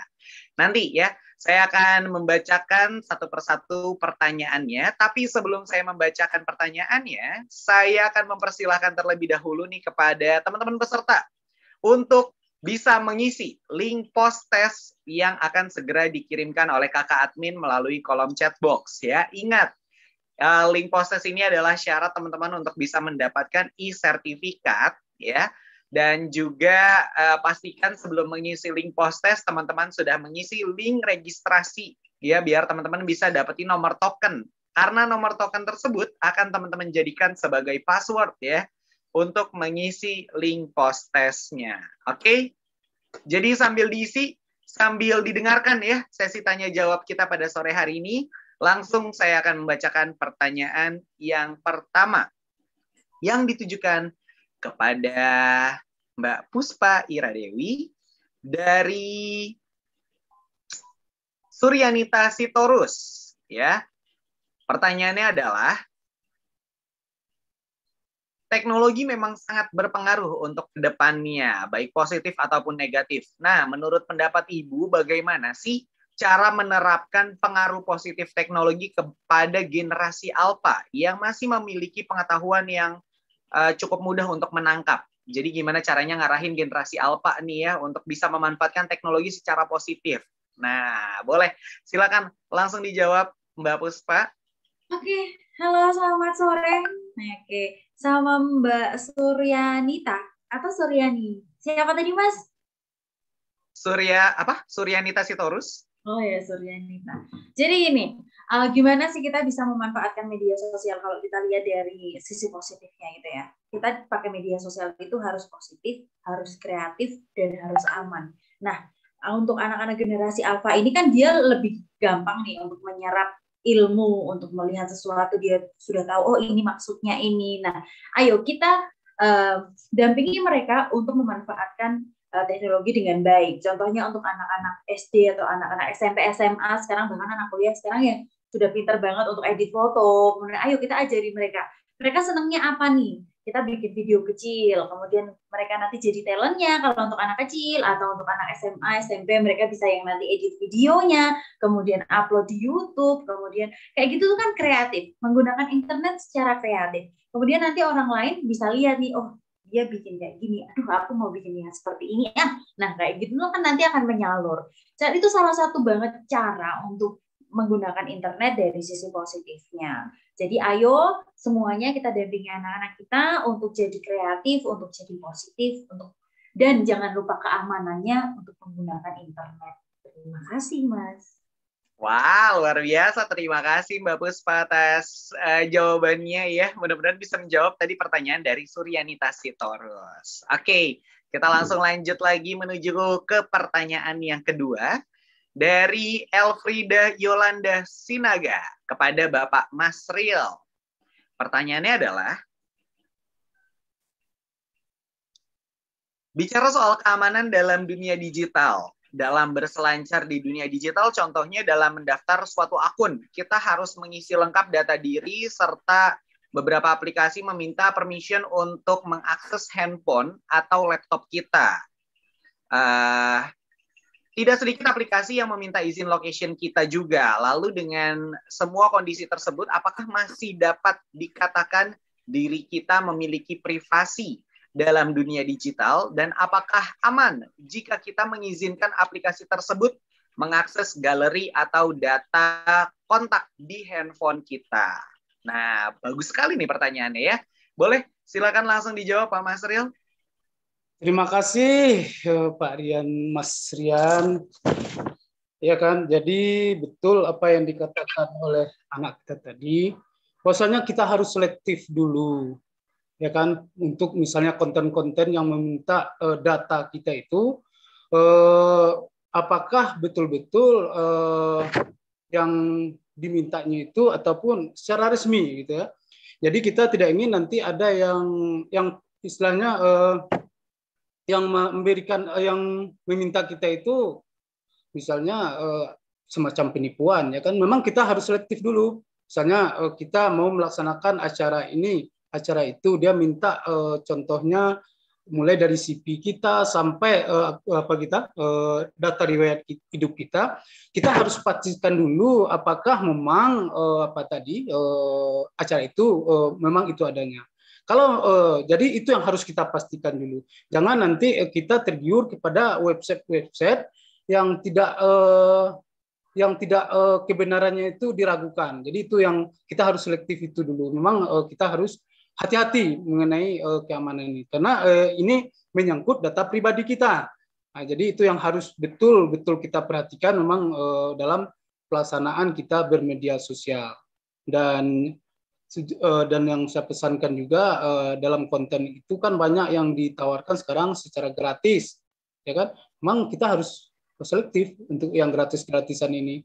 Sudah banyak yang ketipu, ya kan, dengan hal-hal yang berbau yang gratis ini.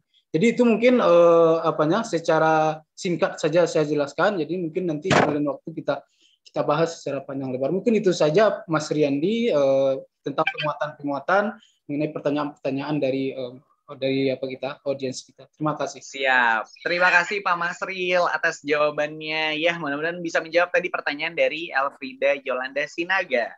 Nah, sekarang kita langsung lanjut lagi menuju ke pertanyaan yang ketiga yang ditujukan kepada Ibu Apriani dari Nurhapni Sagala. Pertanyaannya adalah, hoax kan seringkali beredar di sosial media. Banyak pengguna media yang dirugikan hoax tersebut. Nah, apabila untuk anak-anak yang bisa dibilang kurang berpengalaman dalam memilah berita hoax tersebut, apa upaya pemerintah dalam mengurangi peredaran hoax di media sosial? Oke, sudah cukup jelas Ibu? Jika sudah, silahkan langsung dijawab. Baik, terima kasih tadi untuk si Nurhapni Sagala untuk pertanyaannya. Nah, jadi di sini kalau dikatakan upaya pemerintah dalam menanggulangi hoax tersebut, beredarnya hoax supaya tidak merugikan anak-anak adalah yaitu pemerintah dengan cara melakukan yang namanya seperti yang kita lakukan saat ini, menggunakan webinar. Jadi dari webinar itu diberikan sosialisasi supaya jangan mudah percaya dengan berita-berita hoax. Jadi literasi digital, webinar yang dilakukan Kominfo itu merupakan salah satu dari cara pemerintah. Demikian Bang Riyandi, terima kasih. Oke, terima kasih Ibu Apriani Sijabat atas jawabannya ya. Mudah-mudahan bisa menjawab tadi pertanyaan dari Nurhapni Sagala. Dan langsung lanjut lagi menuju ke pertanyaan yang keempat yang ditujukan kepada Ibu Eva Pratiwi dari Mutia Juliana Sari, asal Kabupaten Agam nih, Sumatera Barat. Wow, luar biasa. Pertanyaannya adalah, bagaimana menurut Ibu terhadap orang-orang yang tidak bijak menggunakan media sosial dan bagaimana cara kita menyikapi orang tersebut? Sekian pertanyaan saya. Waduh, luar biasa. Mungkin sering kita lihat ya, kadang suka risih juga sih ngelihat orang-orang yang mungkin suka berkomentar seenaknya, berkata kasar segala macam gitu ya. Nah, gimana nih cara sikap kita yang benar tuh seharusnya seperti apa sih? Mungkin seperti itu ya. Boleh, silakan langsung dijawab Ibu Eva. Terima kasih Kak Riyandi. Ya, pertanyaan dari Mutia dari Kabupaten Agam tadi ya Kak ya. Iya, betul Ibu.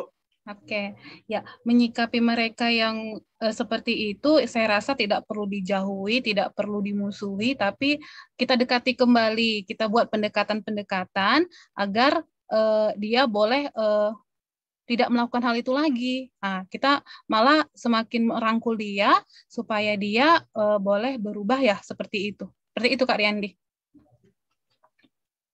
Oke, jadi dilakukan pendekatan-pendekatan ya Ibu ya, kasih Iya, tahu iya. pemahaman gitu ya, bahwa yang dilakuin tuh salah gitu ya Ibu ya. Iya Kak Riyandi. Oke, siap. Ibu Eva, terima kasih banyak. Dan yang terakhir, ini pertanyaannya ditujukan kepada Kak Ana Livian ya. Ini sebenarnya pertanyaannya dari saya sih. Celah. Kak Ana, ini kan menyangkut tentang keamanan anak ya. Mungkin Kak Ana juga worry juga sih dengan perkembangan zaman yang cepet banget gitu. Kayaknya anak-anak kayak gampang banget gitu bisa kenal ini, kenal itu, segala macam gitu. Apalagi sekarang kalau kita lihat sosial media juga gampang banget diakses sama anak-anak. Nah, kalau menurut Kak Ana sendiri nih, usia yang paling tepat untuk kita mengenalkan anak kepada teknologi, gadget gitu ya, itu usia berapa sih seharusnya? Kalau untuk anak di bawah 2 tahun sih menurut Ikatan Dokter Anak Indonesia belum boleh sama sekali ya kena screen time. Jadi kalau untuk anak di atas 2 tahun itu pun ada durasinya. Biasanya itu durasinya bertahap 30 menit, bisa nanti bertambah lagi usianya 1 jam, nah nanti bertambah lagi usianya bisa bertambah lagi durasinya. Jadi emang penting banget ya pemahaman orang tua untuk hal ini, karena kadang-kadang nih zaman sekarang ya orang tua anaknya masih di bawah 2 tahun aja rewel dikit dikasih handphone gitu loh. Jadi udah jadi kayak budaya gitu, udah kayak kebiasaan. Padahal sebenarnya masih bisa dialihkan dengan hal lain. Misalnya anaknya rewel kan bisa diajakin main apa gitu. Permainan edukatif itu udah banyak banget loh. Dan terbukti nih beberapa orang tua yang nge-share pengalamannya nggak perlu pakai gadget. Anaknya dikasih mainan beras aja atau mainan apa kayak Montessori gitu kan banyak banget tuh main-mainan yang masukin kancing ke dalam benang, yang gitu-gitu sebenarnya anak-anak juga tertarik gitu. Jadi emang pinter-pinter orang tua aja, orang tua harus kreatif supaya anak-anaknya menyentuh gadget, terus juga pakai produk digital itu harus disesuaikan dengan usianya. Kalau misalnya amannya sih kalau saya sudah baca-baca ya di beberapa artikel itu 12 tahun ke atas itu anak-anak baru aman pakai produk digital gitu. Kalau di bawah itu biasanya masih ya ada yang masih labil, ada yang masih belum cukup usia lah. Karena kan banyak informasi di internet ini yang emang nggak sesuai sama usia anak ya. Apalagi zaman sekarang ini saya suka kaget juga gitu anak-anak sekarang masih SD udah pacaran terus make up-nya tebel banget, abis itu bahasanya itu nggak sopan banget, itu udah banyak banget, bahasanya itu lebih parah dari bahasa orang dewasa. Nah itu kan dia dapatnya dari mana? Pasti dari internet dong, nggak mungkin orang tuanya yang ngajarin. Nah jadi emang harus kita jaga banget anak-anak kita supaya terhindar dari efek-efek dan dampak-dampak negatif di dalam transformasi digital ini, gitu Kak. Wah, luar biasa sekali. Jadi memang harus disesuaikan sama usianya ya, jangan mau gampangnya aja nih orang tua nih, kadang biar anaknya nggak rewel, udah kasih aja gitu. Terus orang tuanya main gadget juga. Iya, makanya itu bahaya banget itu. Iya, sering banget tuh kayak gitu ya. Jadi memang harus disesuaikan ya, biar kita juga ngejaga nih generasi alfanya tetap bertumbuh dengan baik ya. Oke, terima kasih Kak Ana Livian atas jawabannya. Dan baik, Bapak Ibu ya, para peserta, teman-teman semua, karena semua narasumber telah menjawab pertanyaannya nih ya dari teman-teman juga. Tadi saya ucapkan selamat ya bagi penanya yang tadi pertanyaannya sudah saya bacakan. Kalian berhak mendapatkan e-wallet senilai Rp100.000 dan nanti akan dihubungi ya oleh kakak panitia. Mohon ditunggu aja. Lumayan banget tuh ya.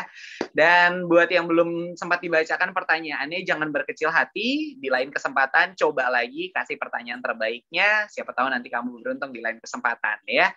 Dan saya juga ingin mengingatkan, jangan lupa sebelum meninggalkan Zoom meeting ini pastikan teman-teman semua sudah mengisi link post test ya.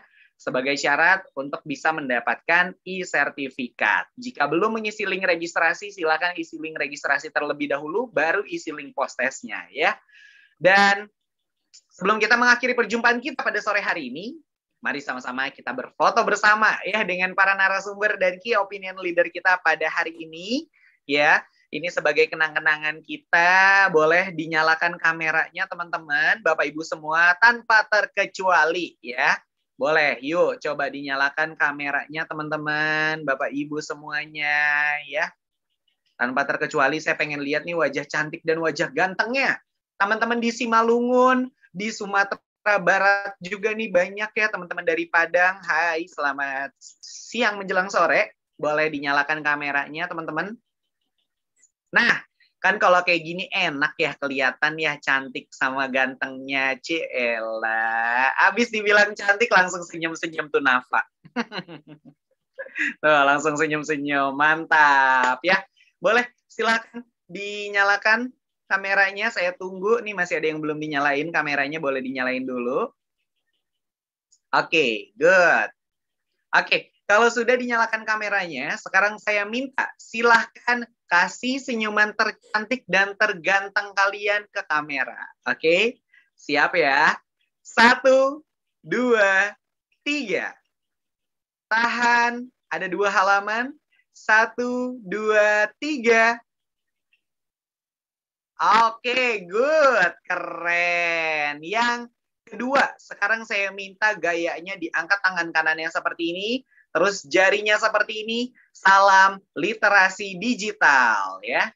Boleh diangkat tangan kanannya, jarinya seperti ini. Membentuk huruf L ya, literasi digital. Oke, saya cek dulu boleh diangkat tangan kanannya Ibu. Oke, cakep. Siap. Kalau sudah semua, saya hitung ya. 1, 2, 3. Salam literasi digital. Tahan. 1, 2, 3. Oke, good. Keren. Terima kasih. Yang terakhir saya minta nih ya. Gaya bebas. Oke, gaya bebas. Terserah mau gaya seperti apa ya. Kalau saya mau kasih sarange buat teman-teman di Simalungun. Keren banget hari ini. Tuh, Pak Masril juga tuh. Begini Pak, mantap. Kasih Pak. Gaya bebas ya, terserah nggak apa-apa. Nggak usah ikutin saya juga nggak apa-apa. Oke, gaya bebas. Siap. 1, 2, 3. Tahan. 1, 2, 3. Oke, good. Keren. Luar biasa. Terima kasih banyak teman-teman di Simalungun dan sekitarnya. Saya kasih tepuk tangan deh nih ya.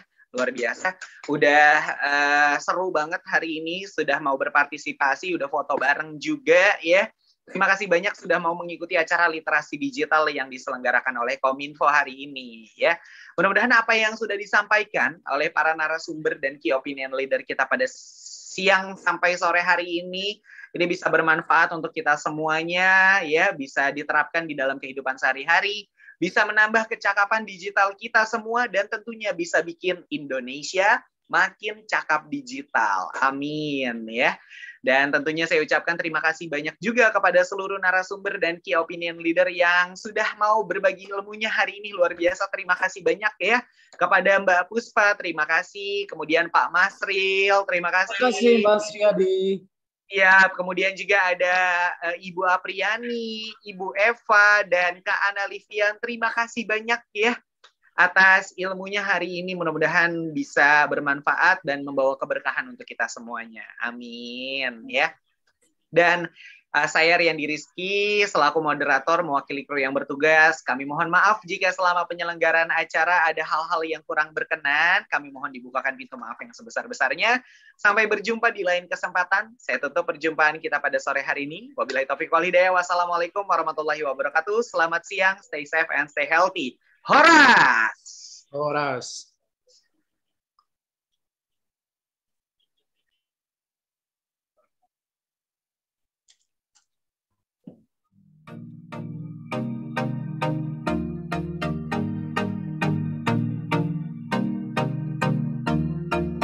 Cek dulu, cek dulu.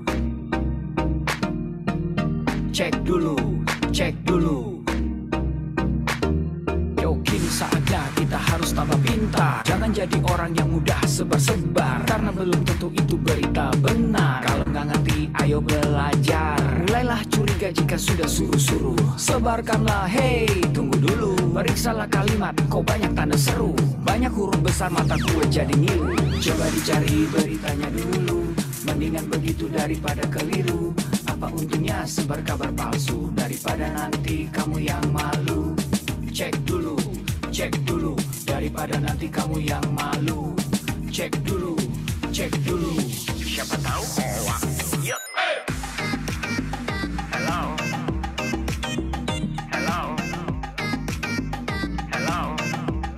siapa tahu hoax. Yup. Hello,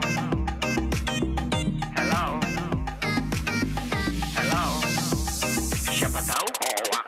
Hoax itu konten yang negatif, tujuannya itu ya provokatif. Paling cocok buat orang yang sensitif. Kalau ke gue ya gak efektif, tapi semua suka yang positif. Misalnya video yang inspiratif, meme yang lucu, itu juga sih positif, kreatif dan produktif. Coba dicari beritanya dulu. Mendingan begitu daripada keliru. Apa untungnya sebar kabar palsu, daripada nanti kamu yang malu. Cek dulu, daripada nanti kamu yang malu. Cek dulu, siapa tahu